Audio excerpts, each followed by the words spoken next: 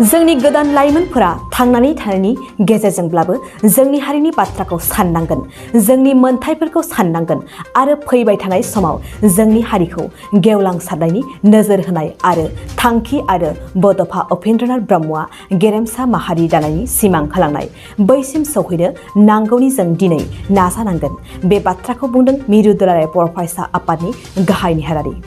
दिनै 12 जुनखौ 35थि बड'लेण्ड मुंख्लं सानखौ एबा मुंख्लं सुजित नार्जारिनि रुंसारि सानखौ दुलाराय बर' फरायसा आफादनि बानजायनायाव आरो धेमाजि जिल्लानि एबसुनि हेफाजाबाव सानजारि नोगोरनि सिमेन्साफुरिनि एसबि बड' गोजौ फरायसालिनि गेवलां गेलेग्रा फोथाराव सानसेनि मेहेरगोनां हाबाफारिजों मोजाङै मोजां खुंफुंलांबाय।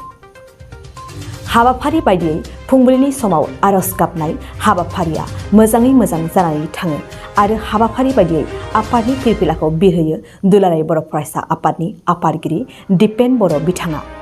हारिनि थाखाय जिउ बाउसोमनाय, जिउ गोमानाय बड'लेण्ड मुंख्लंफोरनो आलारि बाथि फोजोंनानै बिबार बाउजेनो खुंख्रा स्वर्गीयारि बिथाङा आरो बर' हारिनि थाखाय नारा नाथा बड'लेण्ड सोरजिनो थांनायाव जोंनि बर'नि गिबिसिन मुंख्लं जानाय सुजित नार्जारिनो सावगारियाव बिबार बाउजेनो रमिय' पि नार्जारि बिथाङा। गोजोन खौसेथिनि थाखाय फारौ आरो बेलुन बिरहोयो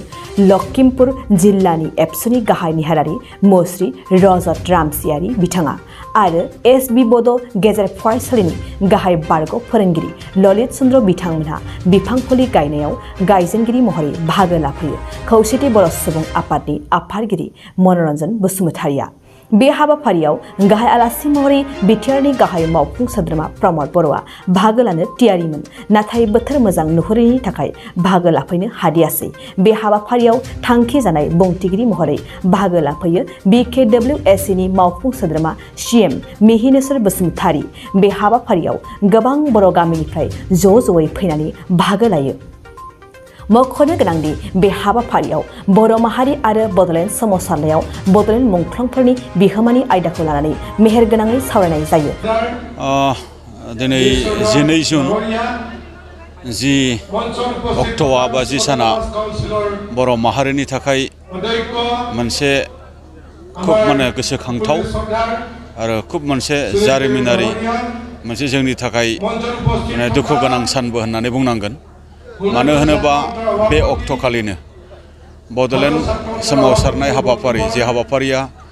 गुवाहाटीआव खुंफुंजादोंमोन, बे हाबाफारियावनो बाहागो लानानै सुजित नार्जारि बिथाङा दिनैनि अक्ट'आव सुथुरफोरनि आखायाव जिउ गोमानो गोनां जादोंमोन। आरो बेनि अनगायैबो जे 6 बोसोर दुलाराय बर' फरायसा आफादनि दैदेननायजों जे बड'लेण्डनि सोमावसारनाय जे आन्दलन जादोंमोन, बे आन्दलनाव गासै 1135 जन सुबुंफोरा मुंख्लं जादोंमोन। दा बे गासैखौबो सरजाबजोबनानै दुलाराय बर' फरायसा आफादा बा बर' माहारिया बे 12 जुनखौ बड'लेण्ड मुंख्लं सान हिसाबै जिहेतु फालिबोबाय थादों। देग्लायबो बे हाबाफारिखौ बे धेमाजि जिल्लानि बे सिमेन्साफुरि बे गेवलां फोथाराव खुंफुंनायनि गेजेरजों मुंख्लंफोरखौ जोङो दिनै मान होदों, मुंख्लंफोरखौ जोङो दिनै बावनाय होदों आरो बिथांमोननि जेनोखि अबदान बा बिथांमोननि जिखिनि कन्ट्रिबिउसन, बिथांमोननि जिखिनि गावनि जिउखौ बावसोमनाय, बेखौ जोङो फिन गोसोखांफिननायनि गेजेरजों बिथांमोननि दिन्थिनाय लामा, बे दिन्थिनाय लामाजों हान्थिनानै बर' हारिखौ बोरै गेरेमसा हारि जोङो खालामनो आरो बर'नि जिखिनि मोनथायफोर, जिखिनि बेसखौ लानानै जोंनि सोमावसारनाया जागायदोंमोन, बैफोर मोनथायफोरखौ मोनफुंनांगौनि थाखाय फिनै जोङो दिनै गोसो बोलो फोरानानै जोङो दिनै इयुनाव हाबा मावलांनो थाखाय जोङो दिनै साखाफारा जादों। दा दिनै मुंख्लं जानाय जाय बिथांमोना जे जोंनो फोरोंलांनाय बा जोंनो होलांनाय जिखिनि जातीयताबादनि बाथ्रा बा जोंनि रांखान्थि मोन्थायनि बाथ्रा बा जोंनि पलिटिकेल राइट्सनि बाथ्रा बा जोंनि कनस्टिटिउसनेल राइट्सनि बाथ्रा बा आलादा रायजो मोनफुंनांगौनि जिखिनि बाथ्रा, बे बाथ्राया अरायबो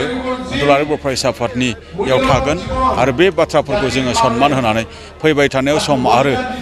बोथोरखौ गोरोबहोनायनि गेजेरजों जोंनि मोनफ्रोमबो मोनथायफोरखौ बिख'नानै लानांगौनि थाखाय जोङो इयुनाव जोङो सम आरो बोथोरखौ गोरोबहोनानै जोङो खामानि मावलांगोन। दा दिनैनि बे हाबाफारिनि गेजेरजों बेखौनो बुंनो लुबैदों जे दिनै जाय बिथांमोना मुंख्लं जालांबाय, बिथांमोना गावसोरनि जिउखौ बावसोमनानै दिनै हारि फोथांनायनि बा रैखाथि होनायनि थाखाय बिथांमोना खामानि मावलांबाय दिनै आङो बे हाबाफारिनि गेजेरजों बेखौनो खावलायनो लुबैदों बेनि गेजेरजों बेखौनो बुंनो लुबैदों जे दिनै जाय बिथांमोना मुंख्लं जालांबाय बिथांमोना गावसोरनि जिउखौ बावसोमनानै दिनै हारि फोथांनायनि बा रैखाथि होनायनि थाखाय बिथांमोना खामानि मावलांबाय दिनै आङो बे हाबाफारिनि गेजेरजों बेखौनो खावलायनो लुबैदों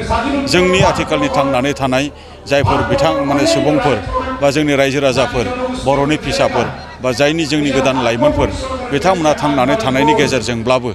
जेरै जोंनि हारिनि बाथ्राखौ साननांगोन माहारियारि बादनि बाथ्राखौ साननांगोन आरो जोंनि मोन्थाइफोरनि बाथ्राखौ साननांगोन दा बेखायनो फैबाय थानाय समाव जोङो हारिखौ